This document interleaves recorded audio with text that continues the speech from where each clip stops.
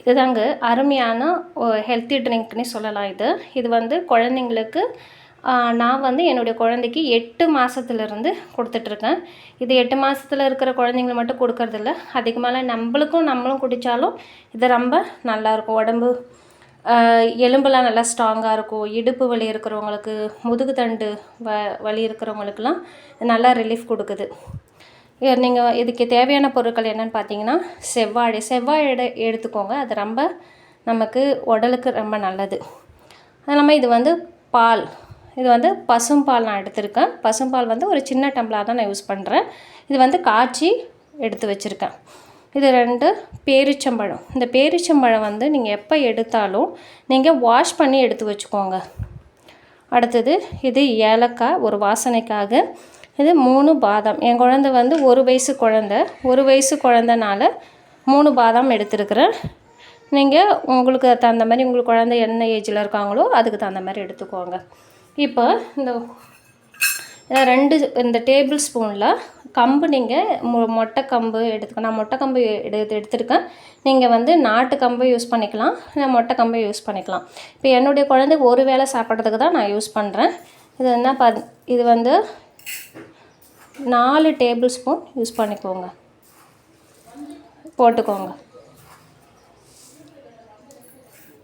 4 table spoon. இது வந்து சோளம், இது வெள்ளை சோளம் உங்களுக்கு தெரியும். அது வந்து 2 போட்டால் போதும்.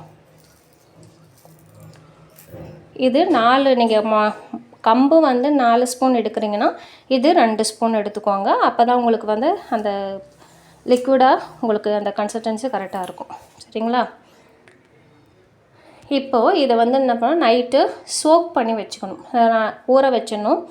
இது கூட 2 பேரிச்சம்பழம் போட்டுக்கோங்க, பாதாம் போட்டுக்கோங்க. இதை நீங்கள் நைட்டு ஊற வச்சுட்டு மார்னிங் நீங்கள் வந்து பிரேக்ஃபாஸ்ட்டாகவும் குழந்தைக்கு கொடுத்துக்கலாம். இல்லை எனக்கு வந்து நீங்கள் ஈவினிங் ஸ்நாக்ஸாக கொடுக்குறீங்கனாலும் நீங்கள் ஈவினிங்கை வந்து கொடுத்துக்கலாம். எப்படின்னு பார்த்தீங்கன்னா, இது வந்து 5 to 6 hours நல்லா ஊறின பிறகு தான் கொடுக்கணும். இந்த பாதாம் நீங்கள் போடுறதுனால அட்லீஸ்ட் 8 hours ஊறினா குழந்தைங்களுக்கு செரிமான தன்மைக்கு நல்லதாக யூஸ்ஃபுல்லாக இருக்கும். ஓகேங்களா? இப்போ நம்ம நைட்டு ஊற வச்சுட்டு நான் எப்படி அரைச்சி அதை செய்யணும்னு பார்க்கலாம். ஓகே ஃப்ரெண்ட்ஸ், நம்ம நைட்டு ஃபுல்லாக சோக் பண்ணி வச்சுருக்கோம். இது வந்து நல்லா ஊறிடுச்சு. ஊறின பிறகு என்ன பண்ணணும்னா, எடுத்துட்டு இது உள்ளே இருக்கிற கொட்டை இருக்கும், இதில் பேரிச்சம்பழ கொட்டை இருக்கும், அதை எடுத்துட்டு இதை தனியாக வச்சுக்கணும். அதே மாதிரி இதில் இருக்க பேரிச்சம்பழ கொட்டையை எடுத்துட்டு நம்ம பேரிச்சம்பழத்தை தனியாக வச்சுக்கலாம். அடுத்தது இதை வந்து தோலை நம்ம எடுக்கணும்னு அவசியம் கிடையாது, ஆனால் இதை வாஷ் பண்ணிக்கணும் நம்ம. இப்போ இதை நம்ம வந்து நைட்டு சோக் பண்ணி வச்சுருக்கறனால இதை வந்து தண்ணியை வடிகட்டிட்டு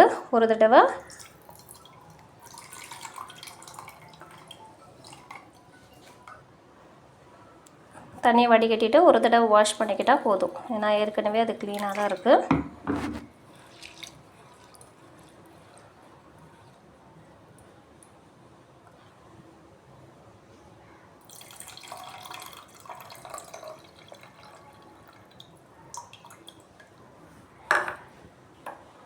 இப்போ என்ன பண்ண போகிறோன்னா, இப்போ நம்ம வாஷ் பண்ணி வச்சுக்கிட்டோம். இதை இப்போது இந்த மிக்ஸி ஜார் இருக்குது, மிக்ஸி ஜாரில் இதை நம்ம போட்டுக்கணும். இது கூட நம்ம சீடு எடுத்த டேட்ஸ் இருக்கு, கூட 3 டேட்ஸ், பாதாம் யூஸ் பண்ணிக்கணும், பனானா. நீங்கள் வந்து ஃபுல்லாக வேணும்னாலும் யூஸ் பண்ணிக்கலாம், இல்லை பாதி வேணும்னாலும் யூஸ் பண்ணிக்கலாம். அதிகமாக நீங்கள் பனானா யூஸ் பண்ணும்போது அது டேஸ்ட்டு வரும். இதில் நீங்கள் சுகர் எதுவுமே ஆட் பண்ண வேண்டாம், ஏன்னா டேட்ஸே நல்லா உங்களுக்கு டேஸ்ட்டு கொடுக்கும். அது இல்லாமல் செவ்வாழை நல்லா இனிப்பாக இருக்கும். இது போதும். இதன் கூட